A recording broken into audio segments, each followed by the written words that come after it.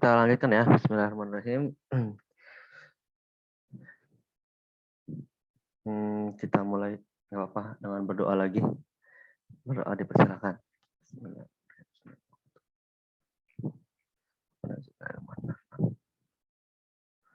Amin. Amin. Oke.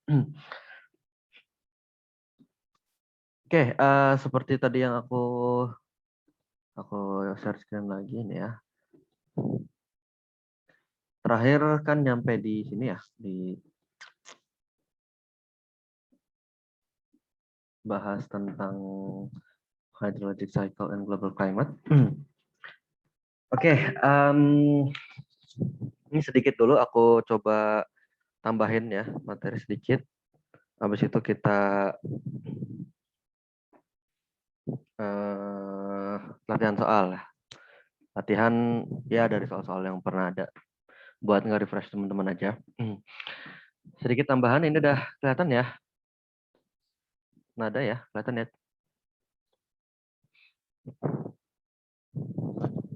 Kelihatan nggak? Oke. Sip. Oke, sedikit tentang hydrologic cycle and global climate. Penekanan di sini adalah terkait sama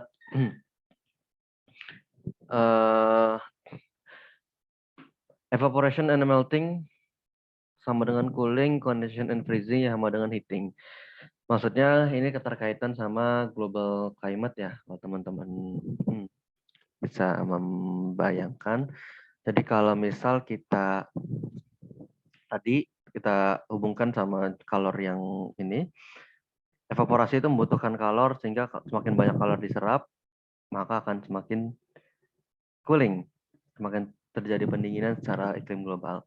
Dengan kondensasi itu menghasilkan kalor sehingga akan menyebabkan heating secara global climate gitu ya. Condensation heating is a major source of energy for the global circulation. Jadi salah satu kalor yang kemudian dihasil menjadi sumber utama energi di sirkulasi global adalah akibat dari kondensasi. Kondensasi baik itu ada di sekitaran IPCZ ya atau di berbagai belahan bumi lainnya. Kondensasi ini menyumbang sebagian besar energi juga untuk circulation. Nah, kalau kemudian kita kaitkan juga ya dengan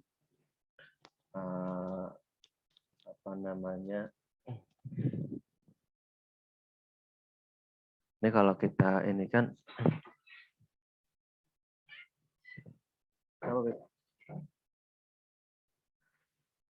ini latent heat flux evaporation uses energy. Tadi aku bilang ya, latent heat of evaporation LE itu teman-teman bisa lihat energi yang digunakan untuk mengevaporasi air ya.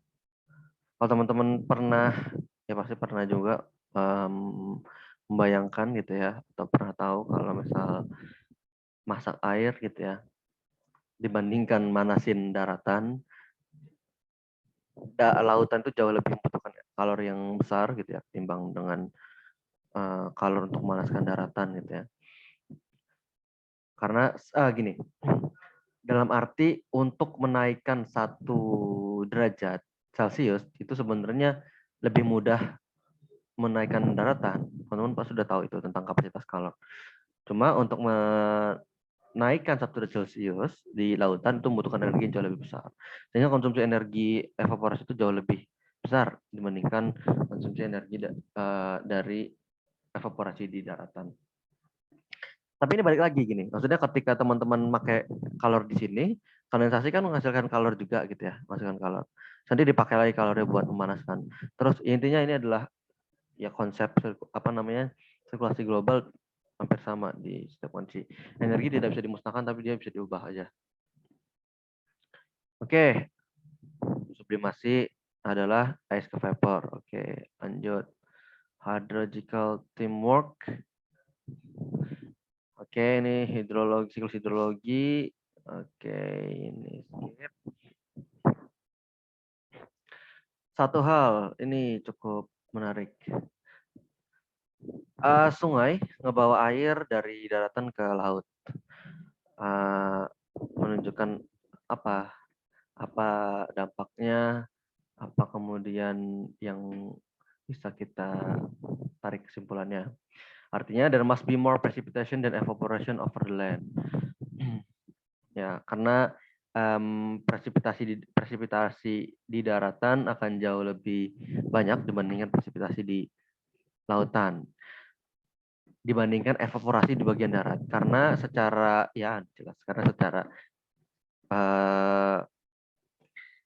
konfigurasi daratan air yang ada itu di daratan pun mengalir ke lautan gitu ya. The transport of water vapor from ocean to land. Jadi kalau misal presipitasinya jauh lebih banyak di daratan karena water vapor itu terbentuknya di lautan. Ya ini konsep sederhana sih ya. Terus ketiupnya ke daratan gitu. Terus hujan di daratan jauh lebih banyak dibandingkan hujan di lautan, dan tapi evaporasi jauh lebih banyak di lautan. Ini konsep dasar banget. Skip. Terus kalau ada satu yang menarik di sini tuh terkait dengan precipitation global itu sekitar 40 inci. Terus mana sih?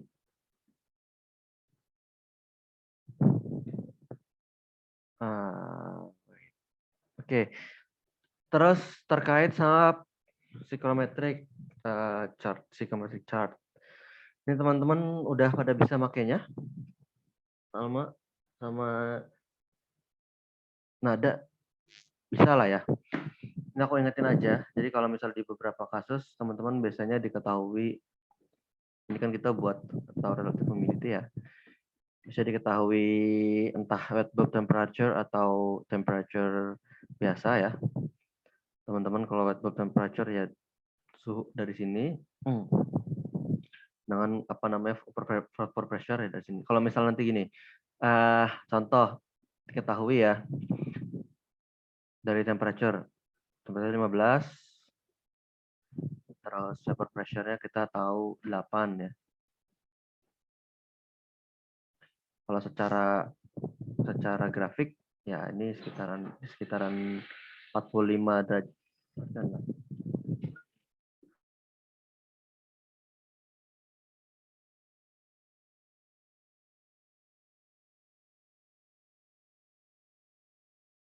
Oh, Salma belum. Oke. Kalau belum nih, coba terangin lagi ya. Jadi ini garis yang temperature biasa.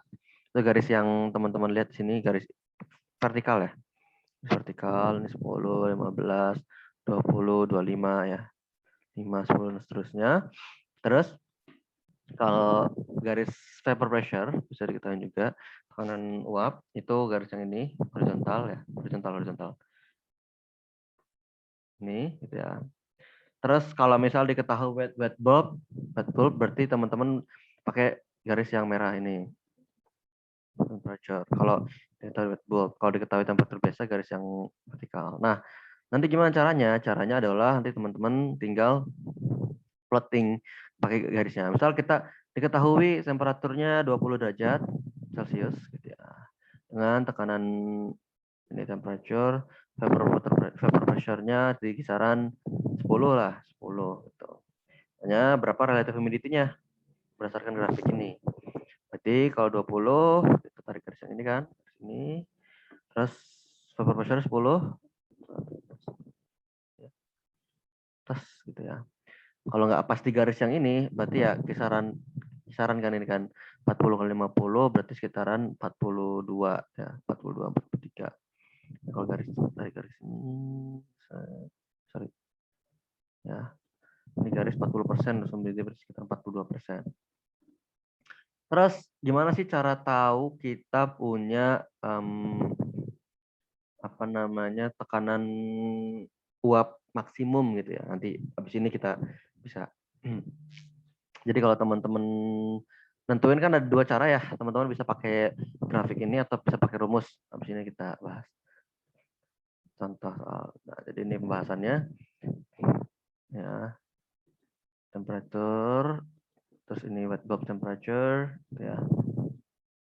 Nah, terus nanti apa namanya vapor pressure di kanan sini, nanti garisnya inilah ini apa namanya relative humidity ya. Nah, garis relative humidity ini pas di pertigaan ini ya, kita bisa tarik nih ke sini. Tarik garis titik ini mentok ke kiri untuk tahu dew point. Dew point itu titik embun ya, titik embun berarti titik embun sekitar sini. Terus tarik ya, ke bawah sama ya, sekitaran 60 ya. 60 derajat kalau ini Fahrenheit. Vapor pressure, saturation vapor pressure. Terus kalau misal kita coba mana ya? Lah.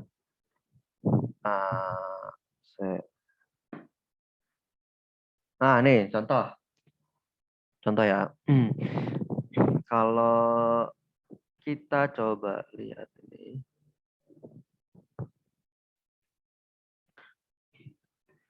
Exercise, suhunya 15 derajat Celcius, tekanannya 10,2. Itu pakai dua cara, grafik sama calculated ya. Calculated kan RH sama dengan relative humidity kan vapor pressure dibagi vapor pressure saturated ya. Tekanan uap dibagi dengan tekanan uap jenuh kali 100. Nah, caranya berarti adalah dengan voting. T-nya 15 derajat. T 15 derajat. 15 derajat, ya, 15 derajat Celcius. Ini straight ya. Sini ya. E-nya 10,2. Udah 10,2 sekitar sini. Nah, dapatlah nih. 60%. RH-nya 60%. Nah, gitu aja. Tapi kalau misalnya teman-teman ya tadi teman-teman bisa ini pakai buat cari tahu ininya RH dengan hitungan. Caranya E-nya kita ketahui nih, tekanan uapnya segini. S1 dari mana? S1 berarti ini tarik ke atas, mentok nih. Terus mentok sini ya. Terus tarik kanan. Nah, dapat sini. 17. Ya. 17 berarti nanti 100 dikali 10,2 bagi 17. Berapa nih? Nah, jawabannya setelahnya. Set. Ya, lihat. Nah, 60% kan sama. Ya. Jadi terbukti kita pakai psychrometric sama pakai kita punya hitungan rumus ya. Bisa sama. Gimana? Ada pertanyaan, Salma sama atau Nanda? Udah paham belum? Cara makainya yang ini. Simple sih ini. Ya. Oh, Salma. Oke. Salma mantap lah emang. Nada, gimana Nad? Easy ya. Easy peasy. Biasanya gini, aku kasih hint atau ya trik ya. Biasanya kalau misal teman-teman nemu grafik kayak gini ya. Yang sering banget cara bacanya adalah ya teman-teman pakai pasti X sama Y itu ya variabel yang biasanya diketahui. Variabel yang bisa diketahui X sama Y. Terus teman-teman cari yang variabel atau garis yang dia nggak horizontal, nggak vertikal gitu. Nggak lurus, garis nggak lurus misalnya. Teman-teman cari yang garis, biasanya garis nggak lurus. Ini kan nggak lurus gitu kan. Oh, garis nggak lurusnya ini. Gitu. Ya. Nah, biasanya yang dicari adalah garis-garis yang nggak lurus. Jadi kayak apa namanya, teman-teman punya grafik-grafik lain juga ya. Kayak Storm gitu ya. Teman-teman cari X sama Y-nya gitu. Saat ketemu titiknya obat ini. Biasanya kan gitu. Intinya pada dasarnya ya kayak gitu kalau misal teman-teman punya grafik. Grafik ini kan sebenarnya dibuat untuk memudahkan gitu ya. Jadi kalau misal makin susah ya sudah lah. Itu contoh ya, contoh bacaan grafik di sini. Ini ada yang menarik tapi nanti kelamaan. Terus, oke, kalau misal kita ngomongin ini ya, persentase atau tadi kan RH, relative humidity ya, RH itu. Ini kan akan memengaruhi apa sih sebenarnya? Mengaruhi Tadi dia mempengaruhi dew point satu sisi. Di sisi lain dia juga mempengaruhi apa namanya? Kalau dew point berarti mempengaruhi kondensasi, mempengaruhi pembentukan awan, mempengaruhi pembentukan hujan dan seterusnya. Yang dia faktornya dikontrol oleh suhu ya. Suhu turun, teman-teman bisa lihat kalau misal gampangnya kan ya di suhu tertentu gitu ya. Kalau teman-teman paham kan ya konsep relative humidity ya. Jadi di suhu tertentu tekanan uap itu berapa? Tekanan uap tuh dia ada garisnya. Yang tadi tekanan uap tuh ada garis yang dia 100% gitu. Di suhu tertentu dia tuh harusnya segitu, penuhnya tuh segitu. Nah, dari satu kotak ini nih di suhu 32 derajat Celcius. Kotaknya tuh segini. Tinggal si tekanan uap yang sekarang itu berapa gitu. Yang ini bergantung pada apa? Satu apa ya? Kalau di sini ya kita coba lihatnya. Kalau teman-teman membayangkan, ya mau nggak mau adalah jumlah uapnya ya kan, jumlah uap air H2O di dalam udara. Kalau misalnya kita lihat grafik yang tadi, yang barusan, teman-teman bisa lihat suhu turun.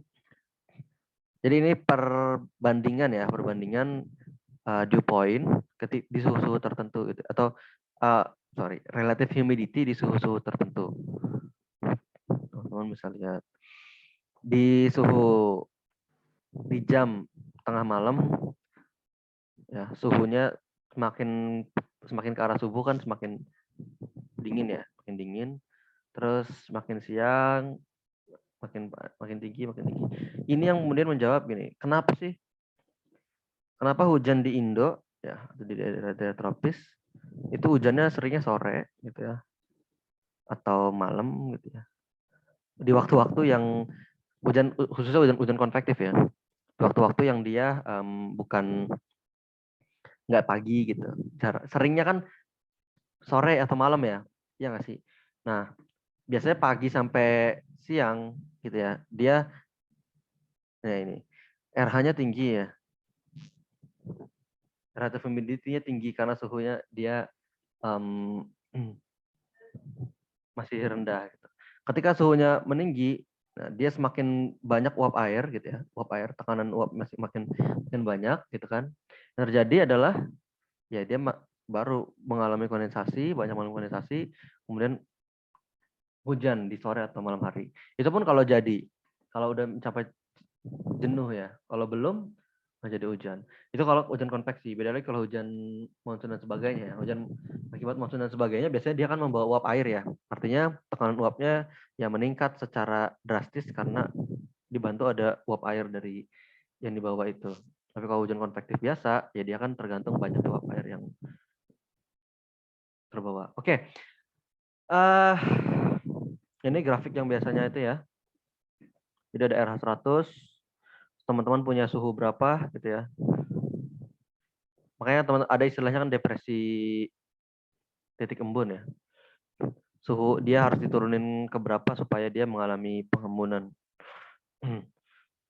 Suhu dan tekanan saat itu berapa gitu. Misal dia masih belum mencapai RH gitu ya. Berarti ini garis RH berapa nih?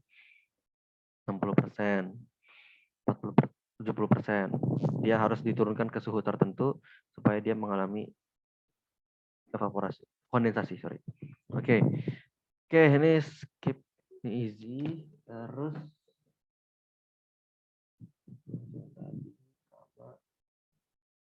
ya di poin yang tadi ya kalau di poin ke kiri gitu. Kalau teman-teman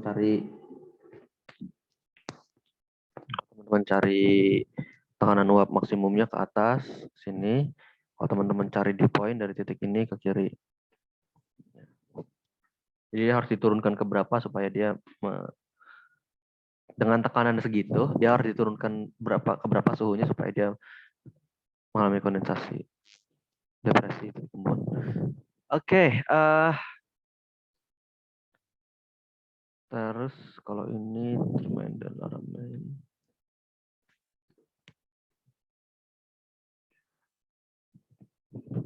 Iya sama. Udah habis. Where do you expect more water pressure? Lambat. Jawab pertanyaan. Isi bisa. Water vapor, trend, cloudiness, humidity and human comfort. Ini kalau misal ini sedikit aja menyinggung tentang humidity and human comfort ya. Warm air feel hotter when the relative humidity is high. Jadi kalau misal nggak selalu, teman-teman sering kan ya ngerasa kayak gerah ya. Gerah itu biasanya dampak dari relative humidity. RH, apa sih istilahnya ya kalau di Jawa? Istilahnya. Jadi udara yang panas tuh nggak mesti panas gitu, tapi bisa dia kerasa lebih udah panas terus gerah banget, itu biasanya karena humidity-nya high. The reason adalah the thermoregulation becomes difficult when high humidity prevents the evaporation of sweat. Jadi ada istilahnya thermoregulation, yang itu intinya adalah kalau teman-teman berkeringat gitu ya, pernah nggak sih ada air ya, teman-teman habis cuci muka gitu, teman-teman di depan kipas atau di depan AC gitu ya, rasanya kan lebih dingin ya. Nah, apa namanya, termoregulasi itu yang itu. Nah, termoregulasi itu terjadi ketika ya udaranya tadi entah relative humidity-nya itu rendah karena ada AC ya, atau dengan tambahan kipas. Tapi kalau dengan tambahan kipas cuma ditiupin angin doang, biasanya AC, kerasa dingin banget. Nah, ketika humidity-nya tinggi gitu ya, termoregulasi itu tidak bisa berjalan dengan mudah, jadi susah. Karena tadi evaporasinya jadi sulit untuk mengevaporasi keringatnya. Jadi kerasa lebih panas banget gitu, jadi gerah banget. Nah, di mana evaporation itu cooling. Jadi kalau teman-teman ya ngerasa ya keringetan dan tapi relative humidity-nya itu rendah, dia akan jauh lebih mudah terevaporasi timbang dia relative humidity-nya tinggi. Ngerti nggak teman-teman maksudnya? Karena kalau misalnya relative humidity rendah, si air ini masih menerima banyak uap air dari badan kita gitu. Jadi dia masih bisa menampung uap air. Tapi kalau RH-nya udah tinggi, dia kayak udah penuh gitu. Jadi susah kita untuk evaporasi si keringat yang ada di atau cairan yang ada di badan kita. Intinya gitu aja. Easy ya. Oke. Ini intinya lagi ini thermoregulation. Quiz. Under hot conditions, human homeostasis can be maintained by all following except one. Which one? Perspiration, export to wind.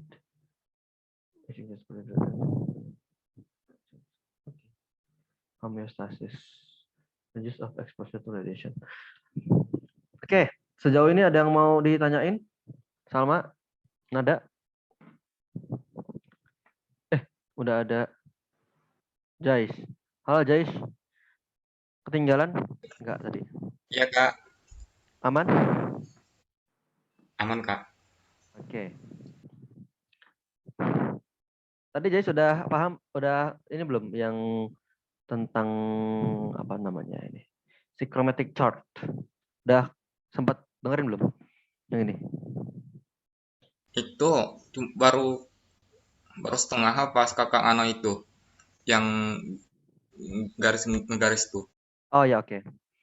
Oke, ya. Psychromatic chart ini kan sebenarnya ya psychrometer ya. Tahu kan psychrometer buat apa teman-teman? Untuk kelembaban ya. Jadi sekali lagi ya, ini Salma sama Nada biar ingat juga. Siapa tahu keluar, siapa tahu kan. Gampang aja sebenarnya. Kalau ada grafik kayak gini, intinya fokus sama X sama Y ya. Utamanya X sama Y. Karena biasanya yang dicari itu ya yang di luar X sama Y. Prinsip dasar grafik.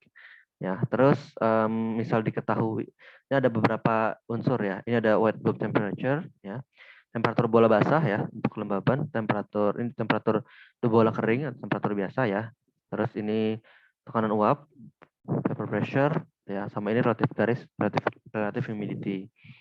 Jika teman-teman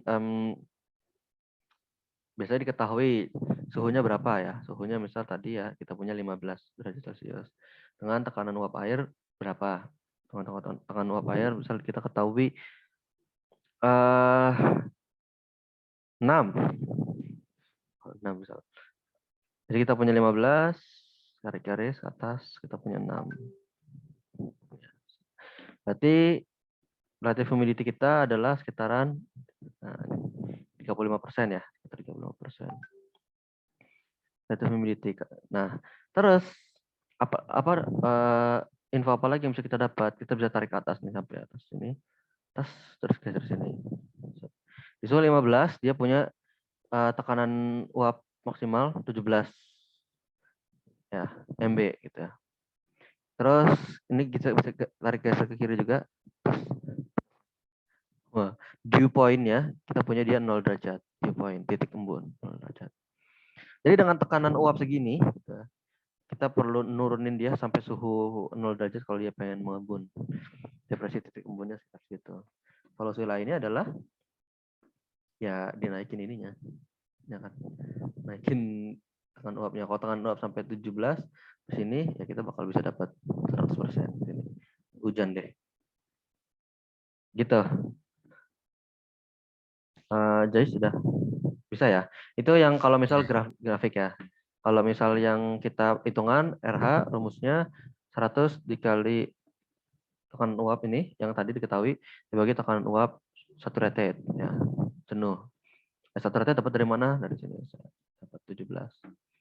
Jadi ya, 6/17 dan seterusnya gitu ya. Dikali 100 nanti dapat RH-nya sekitar sama kayak gini. Aman ya, guys ya? Aman. Oke. Ada yang mau ditanyain sejauh ini, guys? Nggak ada sih. Belum ada ya? Oke. Salma, Nada, ada yang mau ditanyakan?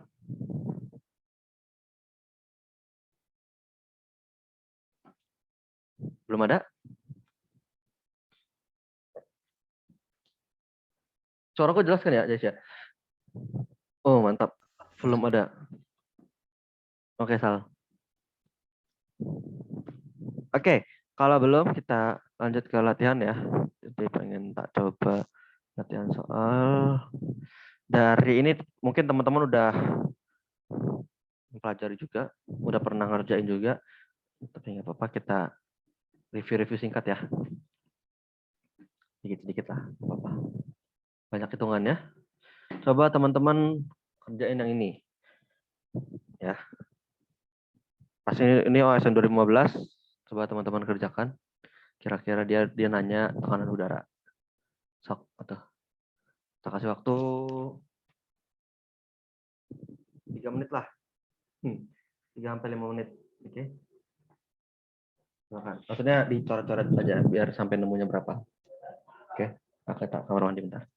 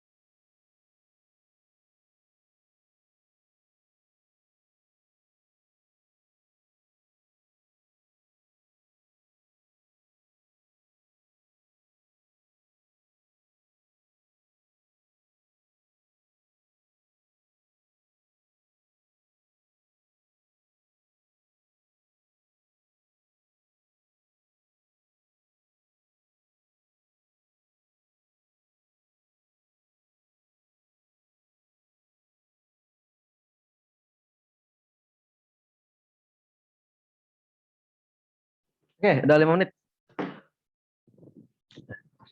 Resume share. Sorry. Jais, udah selesai, Jais? Kalau ini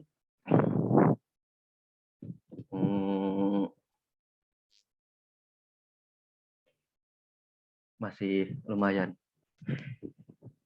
Tapi ya ngomonginnya tekanan udara simpel ini. Jais, dapat nggak? Salma? Oi.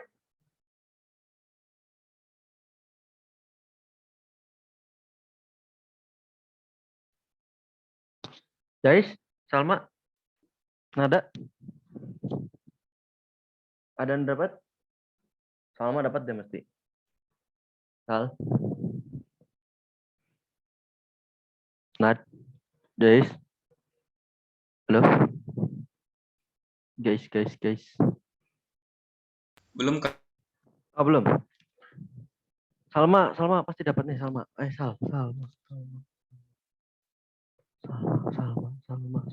Salma. Nat dapat nggak Nat? Oh, belum.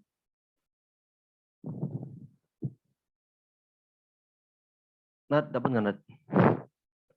Nada. Kalau di saya Gimana?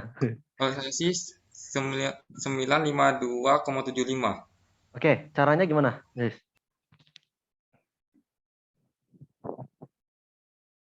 Oh, Rumus di internet sih itu Oke, rumusnya adalah tekanan hmm, udara di ketinggian ya, sama dengan tekanan udara di permukaan laut hmm, dikurang ketinggian dibagi 100. tinggian Baru dibagi itu. 100. Oke, terus nih.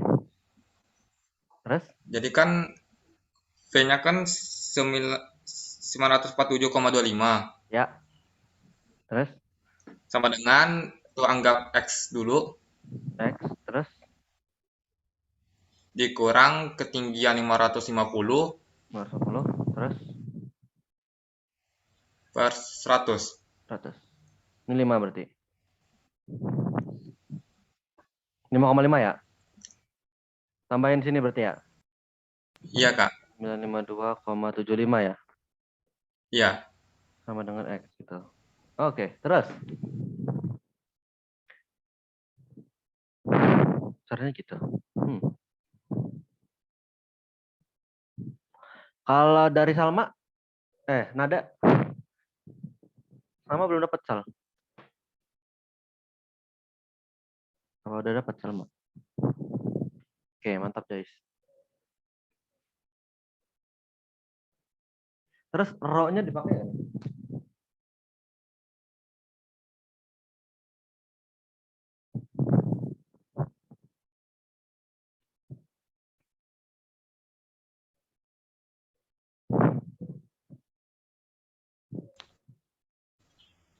Kak suaranya.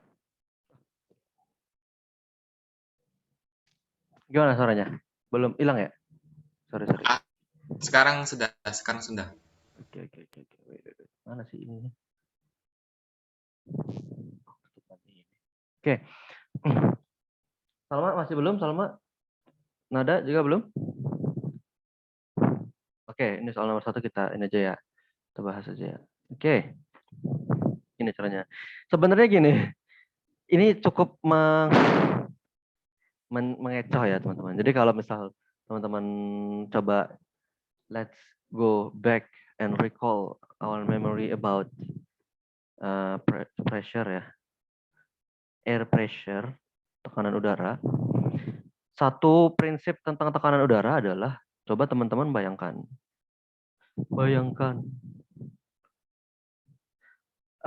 kira-kira, Jais, tekanan udara paling tinggi itu di mana?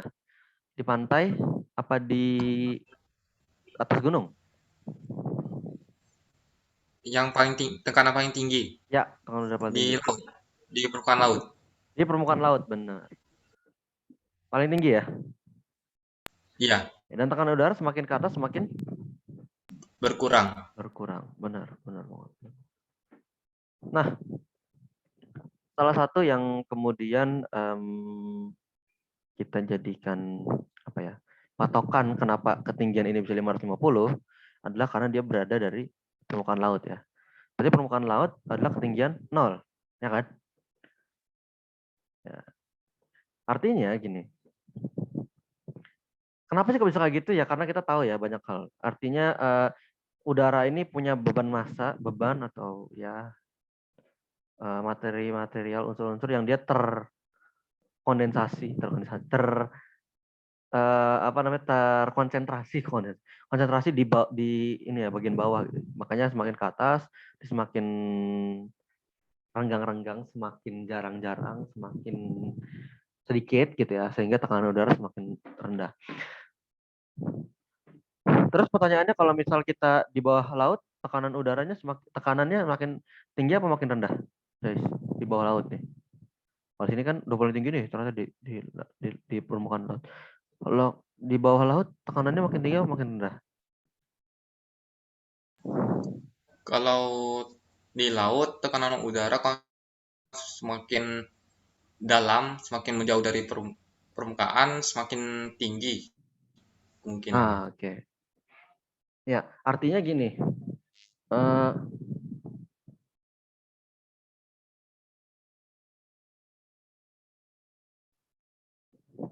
Sebenarnya kalau ya benar. Artinya ketika kalau di permukaan kan kita cuma kena beban fluida dari udara ini ya. Tapi kalau misal di bawah laut ya kita kena beban fluida air ini juga. Jadi dihitung si air ini akan menekan kita berapa dan seterusnya. Oke, balik. Nah, kalau misal kita kembali ke konsep dasar tekanan tadi udah benar. Tekanan tertinggi ada di pesisir ya, di pantai. Dan itu kita udah tahu sebenarnya kan tekanannya berapa Pascal? 1013,25. Sebenarnya jawabannya kita udah tahu segini gitu.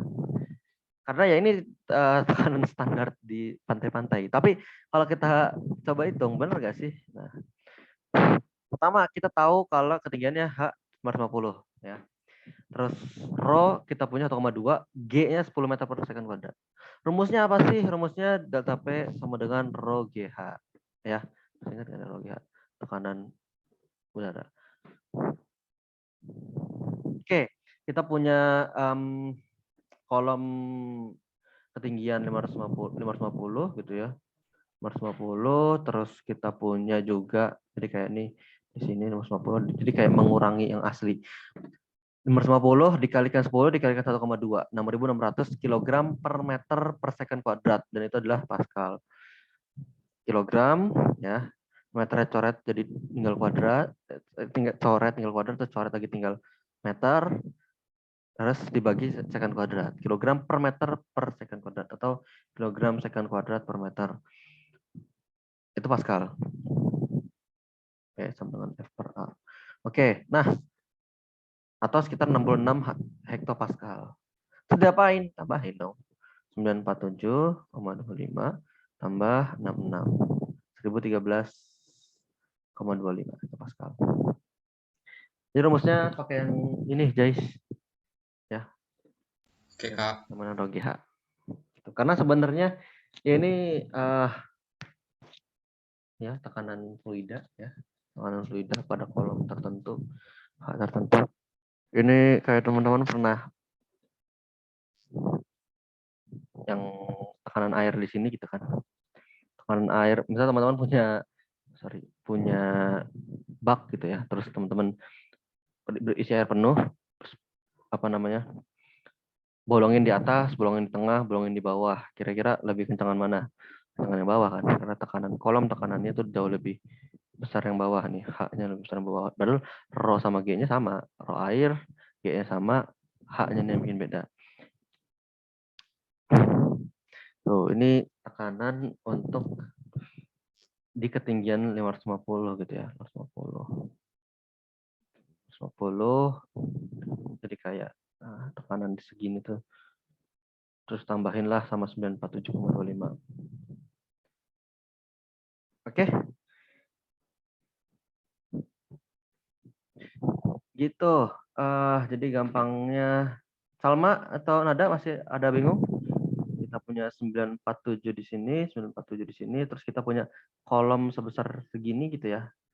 Kita ngitung si kolom sebesar ini tuh punya tekanan berapa. Oh, ternyata dia sebesar 66 megapascal segini. Kolom ketinggian segini tuh harus ini. Ya udah tinggal tambahin aja. Ke ini. Dapatlah tekanan udara sampai ke bawah. Oke, Salma bisa? Salma. Nada? Oke, paham. Mantap. Easy lah ya, easy. Nada, Nad. Bisa nggak, Nad? Aman kan, Nad? Bisa kan insya Allah. Mantap. Oke, kita lanjut ke soal selanjutnya. Ini sama OSN tahunku juga. Salah satu bencana meteorologi yang terkenal di Indonesia adalah angin puting beliung. Puting beliung dapat merobohkan pepohonan. Ya, ini penting. Jika diketahui energi kinetik suatu benda adalah 0,5 meter kali V kuadrat, yaitu energi kinetik angin dengan kecepatan 10 meter per detik dan mendorong sebuah rumah tanpa lintas segini. Kira-kira berapa? Tak kasih waktu ya sampai jam 2. Silakan. Semangat, teman-teman.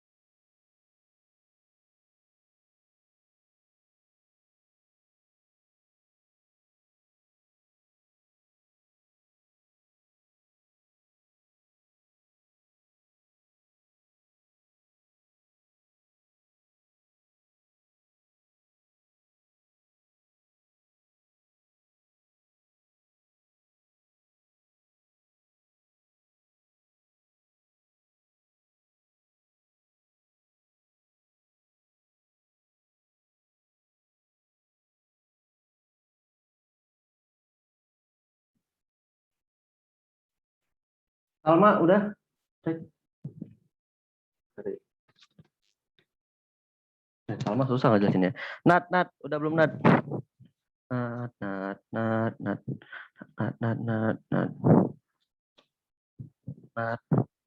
Nat.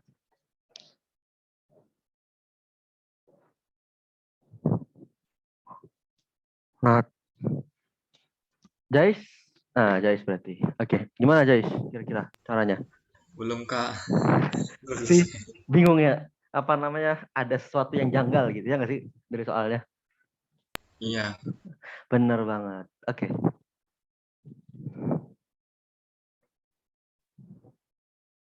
Jadi, oke. Ini aku waktu ngerjain juga ini apa sih maksudnya? Ngerti gak? Maksudnya ya kita sebagai metodologi untuk astagfirullah untuk itu untuk apa? Nah, oke. Maksudnya ini ini penting lah buat mengetahui dia energi yang diiniin berapa ya. Karena misal kita punya rumah sekian gitu ya, terus kita punya angin puting beliung, terus kita bisa menghitung energi kinetik yang di bawah. Ya nggak sempet lah. Tapi ya kita bisa membangun sesuatu yang kuat gitu ya, supaya intinya melakukan mitigasi dari perhitungan ini. Oke, mungkin ke arah sana ya husnuzonnya. Tapi ada sesuatu yang janggal, tapi ya udah. Gini caranya. Oke, kita diketahui ya. Kita tahu punya V, kita punya A, kita punya rho. V-nya 10 meter per second, kita punya penampang 50 meter persegi, rho-nya 1,2 kg per meter kubik. Massa udara yang mendorong rumah adalah rho kali A kali V. Ini massa udara yang mendorong ke rumah dalam dengan satuan detik. Nanti dari data ini kita bisa coba nih ya teman-teman dari sini ya. Kita kaliin aja semua ini. Nanti kita bisa nih meter kubik ya, meter kubik. Terus meter kubiknya kita coret, ya kan? Tinggal sisa kilogram, kilogram per detik. Kadang-kadang Pak Zadra suka gitu, kilogram per detik. Jadi masanya itu ada satuannya per detik gitu. Karena dia massa yang bergerak kali ya. Apa coba massa per detik? Satuan apa ya? Maksudnya secara kalau kita dimensi ya, ngomongin dimensi,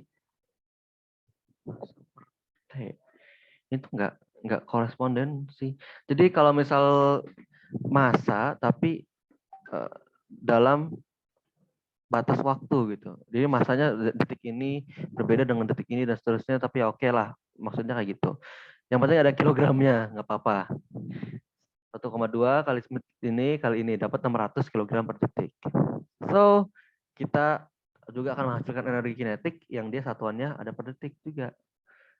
Artinya, tadi kita tahu ya, setengah mv kuadrat ya. Masanya kita udah dapat, ya kan? Yang kita belum tahu kan sebenarnya masanya. V-nya kan udah dapat. 100, dapat ini detik. Ini coret 1 kilogram meter kuadrat. Per detik. Oh ya, kilometer kuadrat detik itu Newton ya. Newton per detik. Meter per detik itu kilogram meter kuadrat per detik itu Newton per detik. Oke. Jadi jawabannya 30.000 Newton per detik. That's it. Artinya ada beberapa hal yang bisa kita ambil pelajaran dari sini. Pertama, Pak Zadra itu kalau ngasih soal, biasanya semua yang di soal clue untuk menjawab soal. Satu. Kedua, ya kadang-kadang nggak sesuai sama apa yang mungkin kita dulu pahami gitu ya. Ternyata massa itu ya bisa kilogram per second gitu. Tapi ya entah ini karena menyesuaikan konteks ya, konteksnya adalah angin puting beliung yang bergerak dalam dimensi waktu juga atau gimana nggak ngerti. 3, kalau misal teman-teman nemu kayak gini ada kejanggalan, teman-teman tetap tulis. Oke, tetap tulis diketahui berapa. Terus teman-teman juga tetap entah Jais atau Salma kemarin waktu KSP esainya jawabnya gimana? Di kertas terus di foto apa gimana? Apa ngisi di form? Isinya di form. Ada Ngetik hitung-hitung. sendiri. Hah? Itu ngetik sendiri. Oh rumusnya gitunya ya? Itu bisa. Iya. Oke. Ya, nah, ya teman-teman udah paham ya. Jadi kalau misal apa namanya ada yang teman-teman nih sebenarnya tahu gitu ya. Ini easy gitu. Tapi tinggal kita nyari M-nya tapi kok ini M-nya dari mana gitu ya. Teman-teman tetap hitung dengan artinya nulis diketahui misalnya gitu ya. Kalau syarat standar kan ketahuinya berapa, terus ditanyanya apa. Kita tahu rumusnya ini, MV kuadrat. Kita dapat massa adalah dengan cara teman-teman dapat dari mana nih. Biasanya kalau Pak Zadra emang mainannya satuan, kalau yang hitung-hitungan kayak gini ya, satuan. Teman-teman tinggal kaliin satuannya aja, nanti teman-teman dapat gitu. Teman-teman butuh masanya pokoknya. Butuh kilogramnya. Ini gimana caranya dapat kilogramnya aja, berarti kalau dikaliin-kaliin semua, teman-teman bisa. Walaupun nggak masuk akal nih, kilogram per second. Udah nggak apa-apa lanjut gitu ya. Teman-teman tinggal ngitung dapat setengah MV kuadrat sampai akhir dapat segitu udah. Jadi satuannya teman-teman menurut teman-teman itu nggak sesuai, tapi emang ya udah diketahui ini gitu ya. Terus emang setelah dicari-cari emang kayak gitu, ya udah. Aku tuh dulu sampai ngitung nyari ini loh, volume puting beliung. Oh kayaknya ini ada puting beliung nih.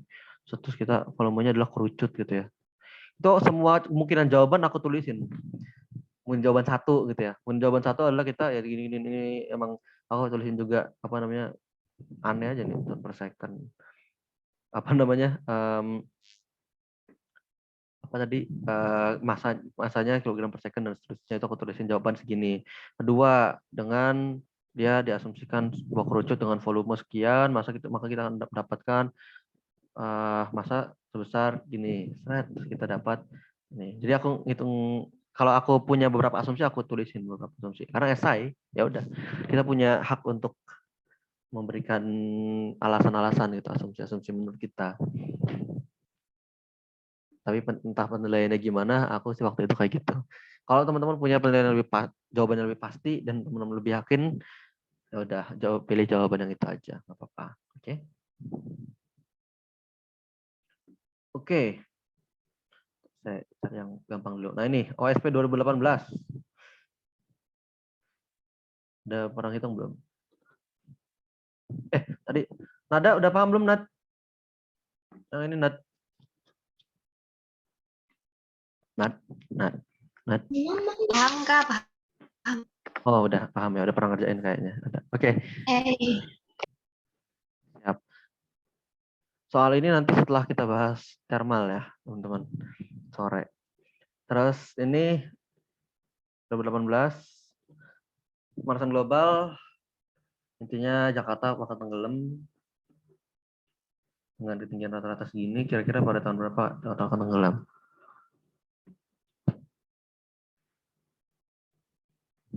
Silakan dicoba. Udah pernah belum? Salma, Jais sudah pernah belum kerjain? Model macam ini kan ya sudah ada sih pernah kerja di simulasi. Oh udah pernah ya dikerjain. Coba dapatnya berapa?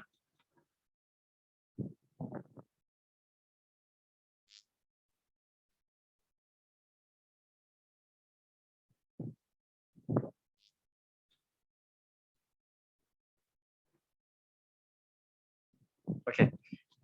Apa? Coba hitung lagi dulu aja ya. Ini simpel sih aslinya. Tapi nggak apa. Pernah keluar artinya ada kemungkinan hitung-hitungan seperti ini. Coba lagi ya. Review 3 menit lah.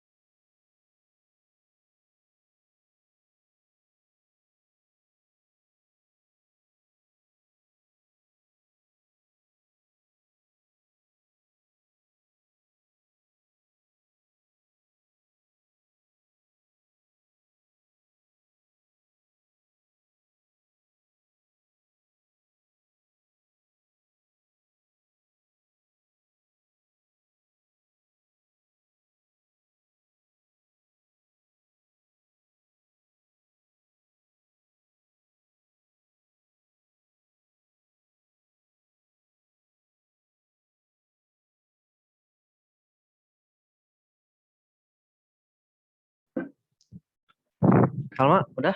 Sal? Mantap Salma. Iya, oke. Terlalu mudah ya. Jais juga udah paham? Sudah, Kak. Oke. Nada aman ya? Aman. Oke.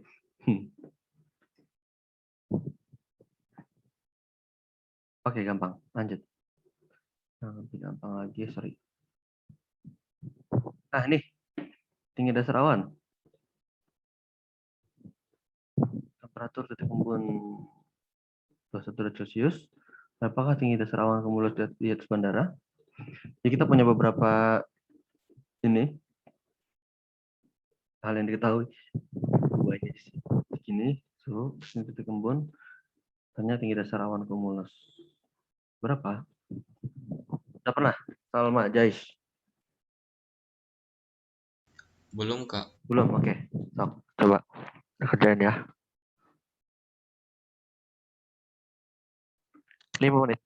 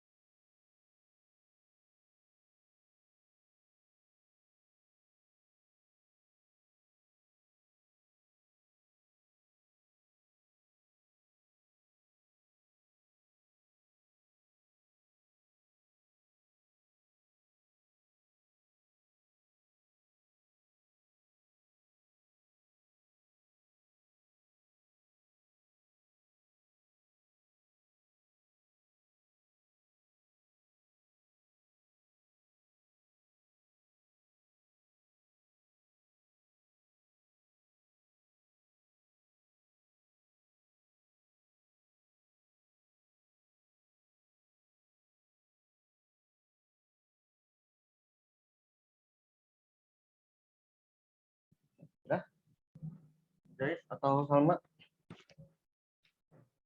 atau Nada? Nada bisa menjelaskan? Nah,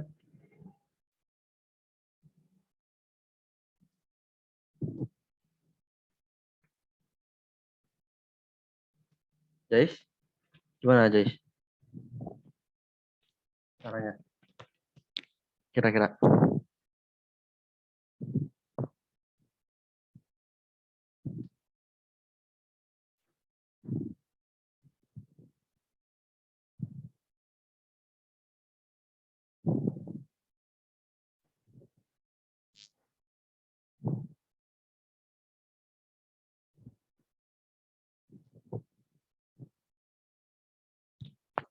Jais atau Salma?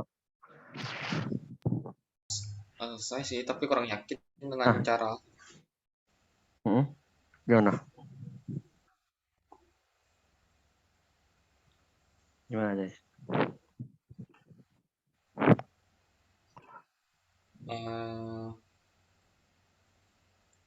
Temperatur suhu yang dicari Hmm? sama dengan kemarin enggak?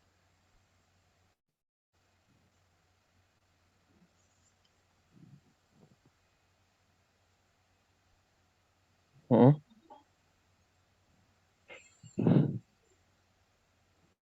Ya, temperatur suhu yang dicari sama dengan yaitu titik embun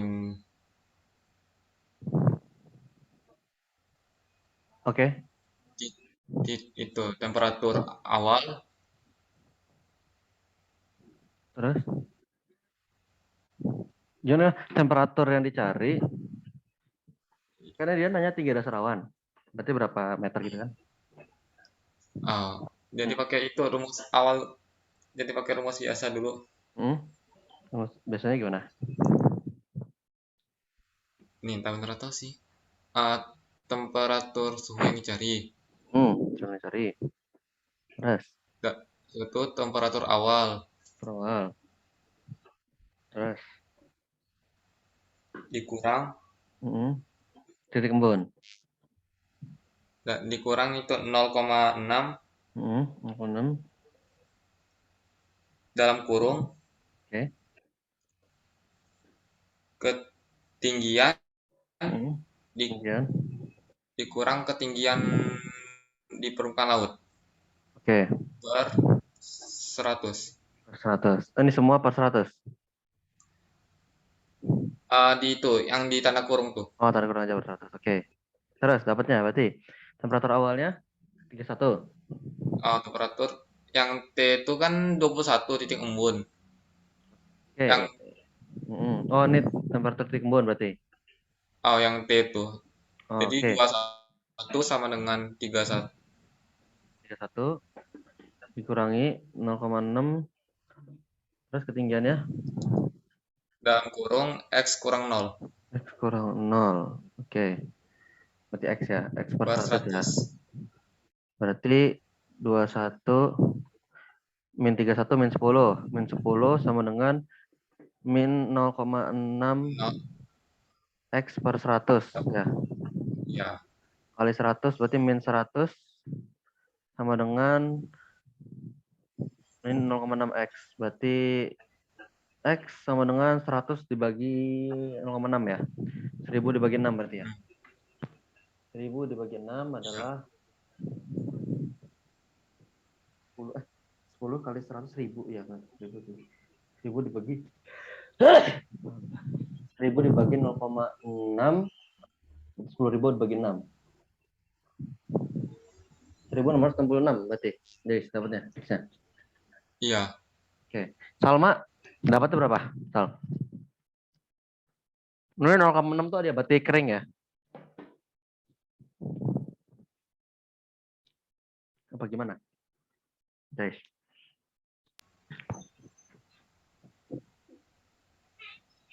0,6 tuh ada berarti kering. Berarti apa ini rumus dari mana? Data sih itu nyari di internet.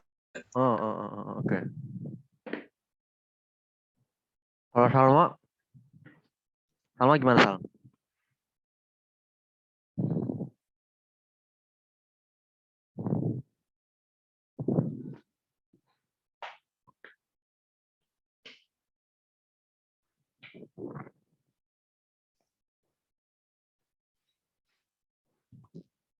Salma. Salma. Salma.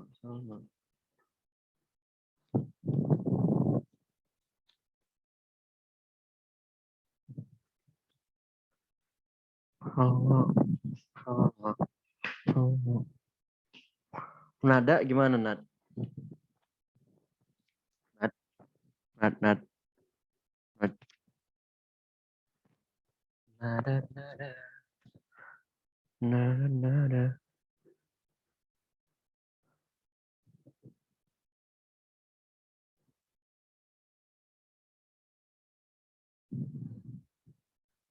Salma, ada yang tahu caranya, guys? Belum, Salma. Oke. Nada.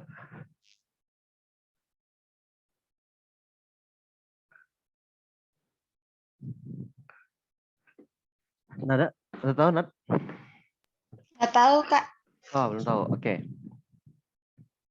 Ya, oke. Ini sebenarnya mana ini ya? Jadi gampangannya kayak gini, teman-teman. Kalau teman-teman pernah lihat ini enggak? Mana ya soal tahunku ya? Mana soal tahunku? Oh ini ya. Ada batik kering itu 10 Celsius per kilometer, 1 Celsius per meter. Oke, gini. Masih. Nah,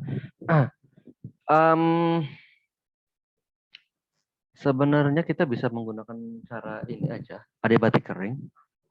Kalau kira-kira pakai adiabatik kering, mungkinnya gimana? Salma. Paham nggak? Misal, ini kan temperatur udara kita ya. Aduh, kalau kita ilustrasikan ya, ini temperatur udaranya. Temperatur udara di sini 31 ya. Tuh. Terus dia naik ke atas, itu kita punya titik embun 21 derajat Celcius. Ya. Berarti, maksudnya titik embun ini kan adalah titik di mana dia mulai mengembun ya. Titik di mana mulai kondensasi. Berarti ya di titik embun ini juga lah dia akan mengalami pembentukan awan. Ya toh? Jadi gampangnya kayak ya udah kalau misal temperatur di sini 31, gitu. Gampangnya temperatur di permukaan 31, terus berarti temperatur di apa? Di atas 21 kita tahu juga. Jadi kita bisa tahu dong berapa jarak ini dengan apa? Kita pakai adiabatik. Biasanya adiabatik yang dipakai misal masih ingat ya teman-teman untuk apa namanya di pegunungan ya, maksudnya pohon sebelum dia nyampe LCL, lifting condensation level, dia pakai adiabatik kering apa adiabatik jenuh? Naik itu suhu akan berkurang kan, dan pengurangannya adalah sekitar tahu nggak berapa? Kalau naik suhu, oke kita tunjukin aja mana ya, mana? Rata-rata sebenarnya sekitar nih adiabatik jenuh itu sekitar 0,65 derajat Celcius per kilometer per meter ya, per 100 meter nih. 100 meter atau sekitar dia 6,5 derajat Celcius per kilometer sama 10 derajat Celcius per kilometer nih ya. Adiabatik jenuh itu 6,5 derajat Celcius per kilometer, adiabatik kering itu 10 derajat Celcius per kilometer. Jadi kalau dia naik 10, dia berkurang 10 derajat Celcius per kilometer, kalau turun dia naik 10 derajat Celcius per kilometer. Kalau dia belum jenuh. Tapi kalau dia udah jenuh, ya, dia jenuh berarti dia 6,5. contohnya gimana? Maksudnya gimana? Nah ini kayak misal nih, kita punya suhu, kalau di sini contohnya 28 ya. Tadi kita tuh punya 31, terus ini 10, gitu kan. Ya udah, berarti dia akan berbeda, di atas ini 21, berarti dia akan berbeda 10 derajat Celcius. Perbedaan 10 derajat Celcius menandakan dia naik 1 kilometer. Udah. Jadi 3 dasar awannya 1 kilometer dari permukaan. Itu enggak, Salma? Dapat ya maksudnya? Sal? Oh. Iya benar. Kalau aku mikirnya gitu ya. Tapi terus aku cari kok ada yang gini, ada yang dia ngasih apa namanya, ngasih solusi kayak gini. Dia bilang dalam Celcius rumusnya itu H sama dengan 120 T min TD gitu. Berarti nanti dia dapat 120 kali 10, 1200. Kayak gini nih. Jadi ini 2 dikali 120 berarti 240 meter. Dia bilang macam ini. Ya aku kalau misal kita sebenarnya apa ya, mengacu pada sebenarnya seingatku juga ya ada yang pakai adiabatik kering itu 1,2 ya, 1,2. Kalau 1,2 berarti mungkin dia pakai yang ini. 1,2 berarti 1,2 dikali berapa tadi? Berarti 12 ya, 12. 1,2 kilometer 1200. Mirip sama yang ini. Tapi kalau misalnya kita pakai yang 10 derajat Celcius per kilometer berarti ya 1 kilo. Kalau sejauh yang aku tahu kayak gitu. Terus kalau misalnya kita pakai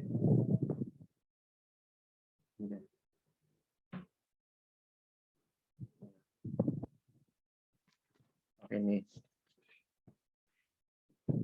kita punya temperatur saat ini ya. Jadi kalau ini kalau teman-teman bisa lihat, ini adalah dry bulb temperature yang miring gini. Terus yang ini adalah dew point. Kalau kita tarik garisnya, kita punya dry bulb temperature adalah 31 ya. Sini. Mana nih garisnya? Sini ya. Kita punya dew point di 21 ya. 21. Ini garisnya kita punya dew point 21 itu di atas. Sorry.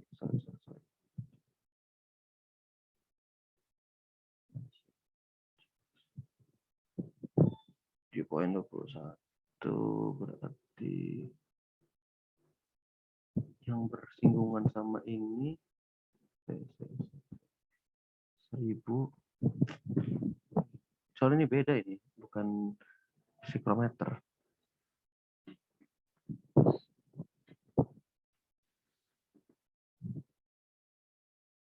Kita punya dew point 21 ya.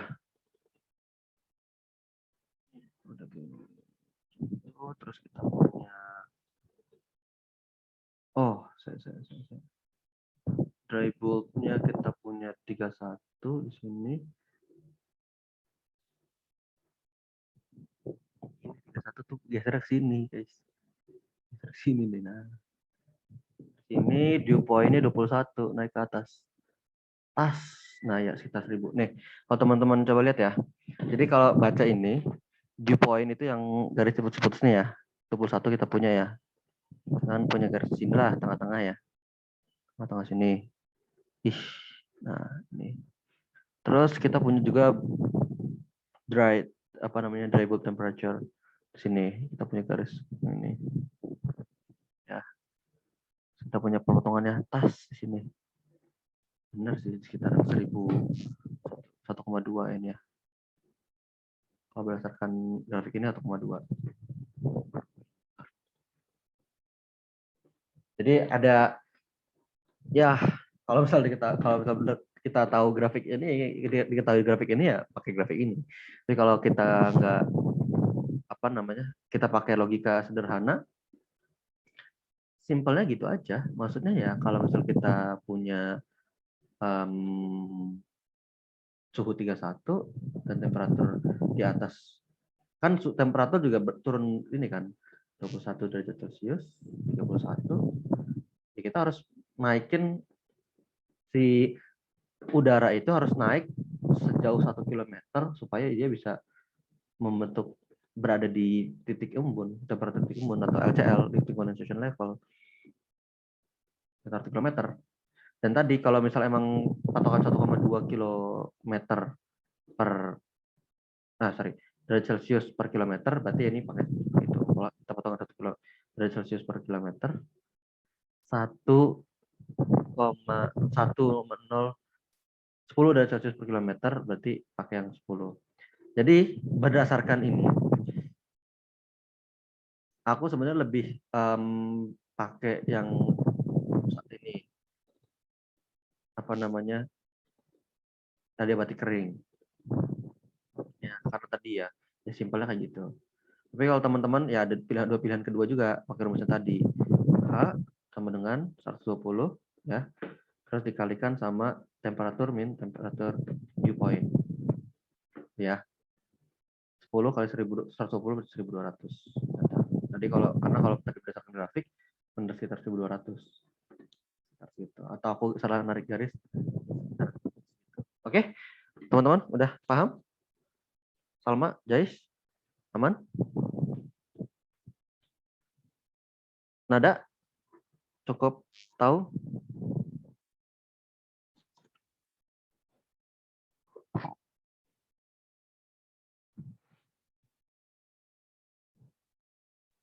Nat.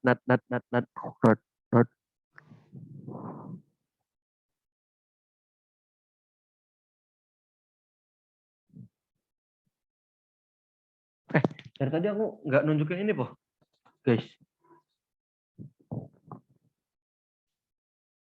Teman-teman tadi ngelihat nggak apa yang aku tunjukkan? Guys, ngelihat nggak apa yang aku coret-coret? Tidak. Serius? Nggak lihat apa yang coret-coret? Iya. Ah, tidak. Oke. Aku ulang lagi ya. Astagfirullahaladzim. Nih. Jadi ada dua cara ya. Pertama, cara aku. Jadi teman-teman bebas untuk memilih karena ya teman-teman memiliki hak untuk ini. Teman-teman juga wajib untuk mencari dari tempat apa namanya sumber-sumber lain juga. Jangan langsung percaya sama aku. Tapi menurut aku seperti ini. Dengan kita punya, ini sekarang kelihatan kan ya Jais ya? Iya, Kak. Oke, dengan aku punya 100, dengan aku punya data atau punya pengetahuan tentang 10 derajat Celcius per kilometer itu adiabatik kering, dan yang kita lihat kasus ini adalah adiabatik kering, 31 di sini, 21 di sini, berarti dia punya 10 derajat Celcius, berarti dia naik 1 kilometer, berarti tinggal sekarang 1 kilometer, salah satu ya. Cara kedua adalah dengan pakai rumus yang aku juga tahunya dari internet. H itu sama dengan 120 T min TD. Tuh. Kemungkinan sih 120 ini dapat dari mana? Ketika dia dan ini dalam meter ya, kilometer. Dia pakai 1,2 derajat Celcius per meter, 100 meter.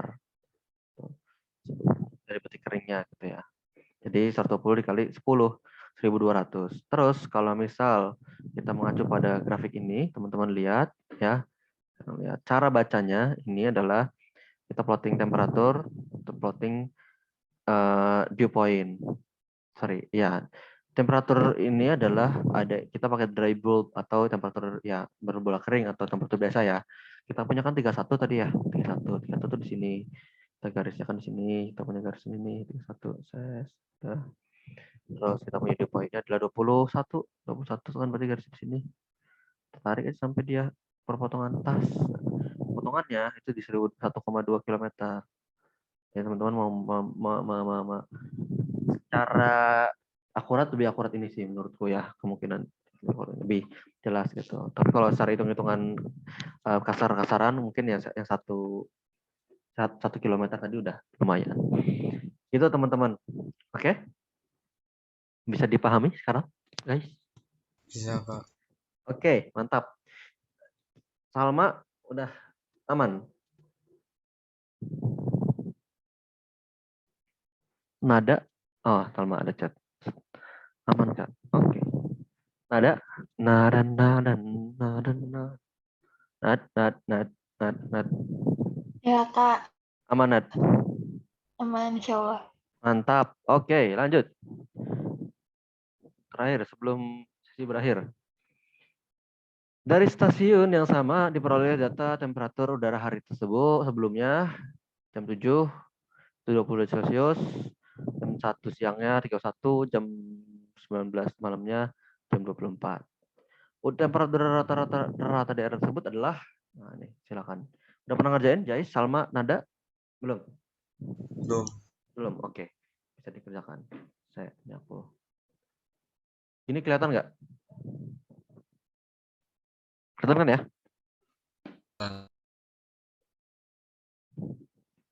Masih kelihatan yang sama? Aduh, kok iso? Saya.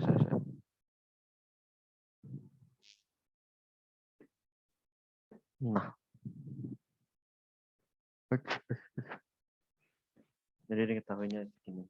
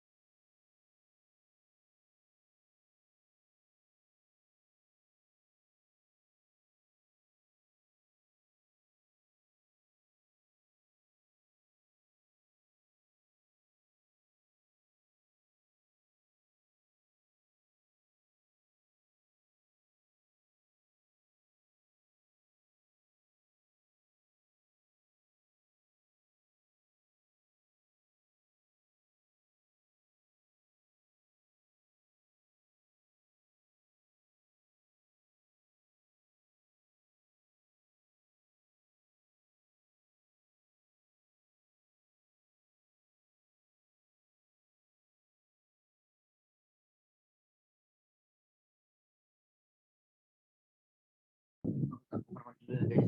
Ntar.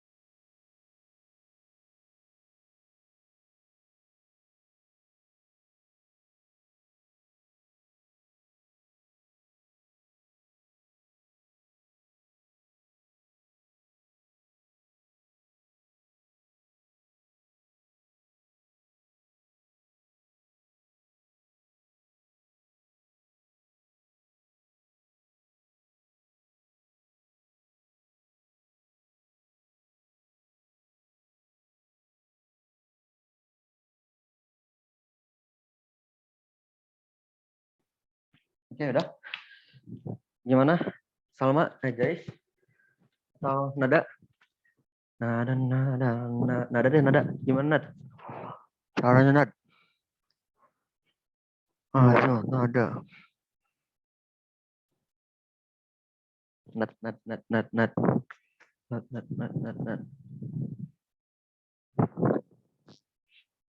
Gimana, Nad? Nad.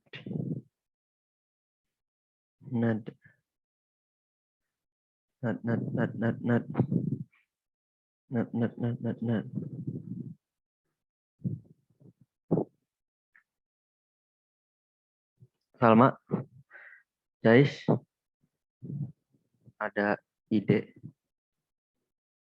Belum ketemu Kak. Belum? Oke. Easy aja Kalau ini. pakai cara jalan nes ya. Kalau pakai cara yang apa? Cara nyeleneh. Cara Gimana? aneh. Gimana cara nyelenehnya? Tapi sudah pasti tidak benar sih. Gimana? Itu Hmm? dirata-ratain langsung. Semuanya. Ya, langsung dirata-ratain. Dapatnya 25. Tapi 25. itu pasti salah. Oke. Menarik. 75 ya? 75 bagi 3 ya? Ya, Oke. Kalau nada, kalau Salma, dapat berapa nada?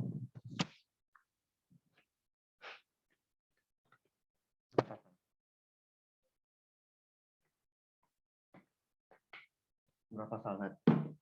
Sal. Nada, Salma. Oke. Nah, kalau aku pakainya maksimal tambah minimal Bagi 2. 2. Oke. Oke. Menarik. Siap.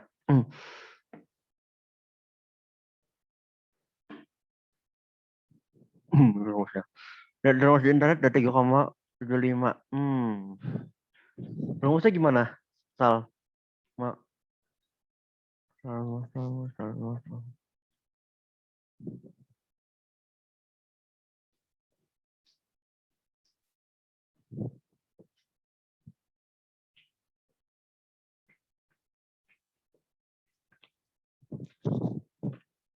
Gimana rumusnya Salm? Oke. 2 kali 7 tambah 13 tambah 19 bagi 3. Wow, amazing. 3,75. Oke, oke. Bagi 4. Oh iya, oke.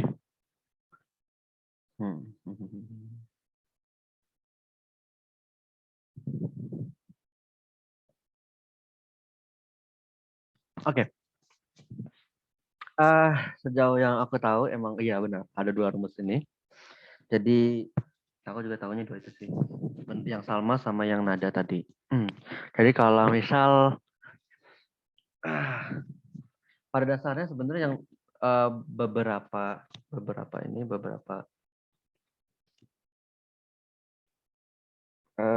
sumber banyak yang menyebutkannya sebenarnya dari bukunya Bayong juga kayaknya. Bukunya Bayong. Kalau nggak salah ini yang bukunya Bayong ya, Salma ya. Lupa. Itu apa namanya menyebutkannya ya kalau nggak seringnya maksimal max min dibagi 2. Pertama, tapi masalahnya gimana? Mana maksimal, mana minimal? Kalau maksimal kita udah tahu ya. Maksimal itu kan ya di sekitaran jam 1, jam 12 ya. Sekitar jam segini. 31 Celcius. Minimal, suhu minimal itu biasanya pada jam 6 atau jam 7 pagi. Jadi T07. Ini. Jadi 31 tambah 20 jadi 51 dibagi 2. 20,51. Yang kedua, yang kayak Salma gitu ya. Jadi emang ada rumus apa namanya? Ini kalau nggak salah Bayong sih aku lupa. Bukan meteorologi, klimatologi. Di situ bilang sumbernya nggak Sal?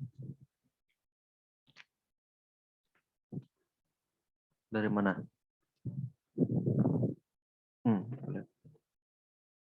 Enggak, oke. Ya, 2 kali 40, 2 kali 20 tambah 31 tambah 24. Oke, terus bagi 4. Aku pernah lihat rumus ini, tapi aku lupa ini sumbernya. Teman-teman bisa cari lagi ya, kira-kira.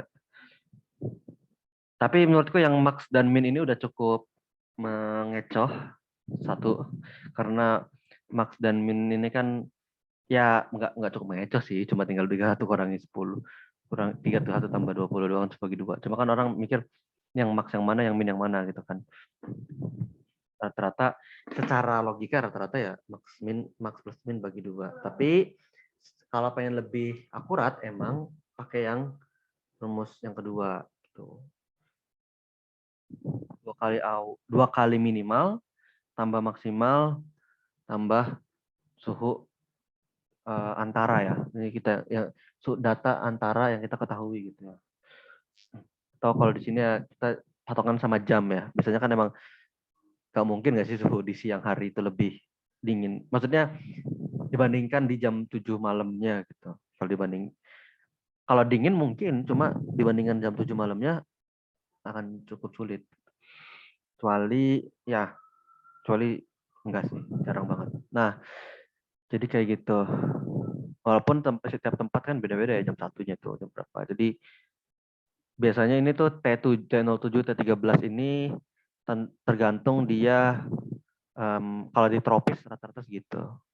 Kalau di subtropis dan kawan-kawan kan di musim yang berbeda punya ini yang berbeda. Biasanya rata itu ya maksimum tambah minimum bagi 2. Itu udah aman sih menurutku. Gitu ya Jais ya. Kalau misal tadi kayak tipikal Jais, mending aku mikirnya amannya mending maksimal minimal bagi 2. Ketimbang tambahin semua bagi 3 gitu ya. Karena ternyata emang ada rumus yang ini yang bawah ini. Kalau mau lebih ini. Tapi nggak apa-apa Jais, kalau misalnya masih menemukan dasar yang kuat untuk tambah semua dibagi 3. Ternyata ada yang mendukung gitu, sumber lain. Itu nggak apa-apa. Oke? Jadi aku memberikan jawaban terbuka buat teman-teman. Karena ya bisa jadi emang beberapa jawaban gitu. Maksudnya beberapa cara untuk menemukan jawaban. Dan bisa jadi jawaban yang berbeda. Yang penting sumbernya emang kita tahu. Oke, terus satu lagi Terakhir. Udah jam. Yang apa? Ini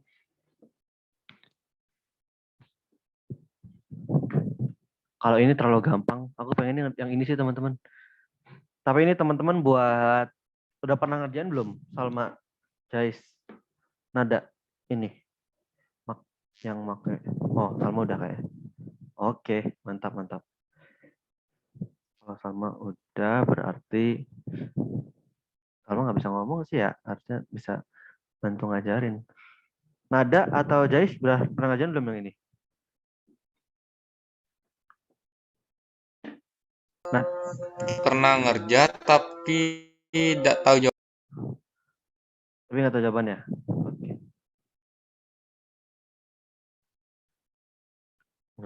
Oke. Oke. Ya,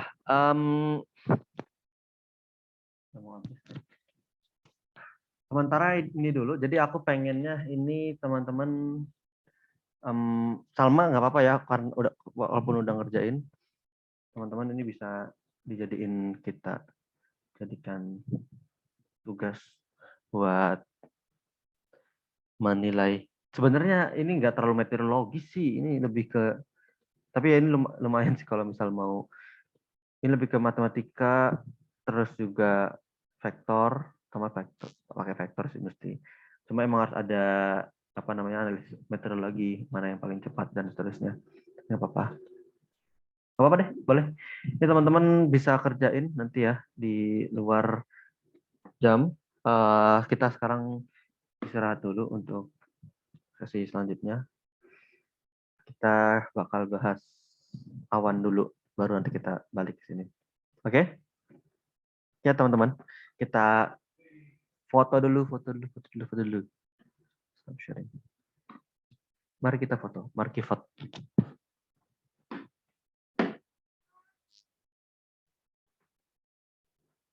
Mari kita foto.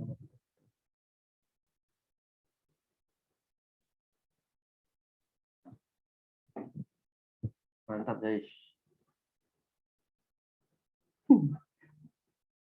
Mantap Salma. Mantap nah. Anda pakai mukena terus dari kemarin. Oke. Oke, kita foto ya. 3, 2, 1. Oke, mantap. Sip. Oke, teman-teman bisa istirahat dulu ya. Kita lanjut nanti jam 4. Thank you, guys.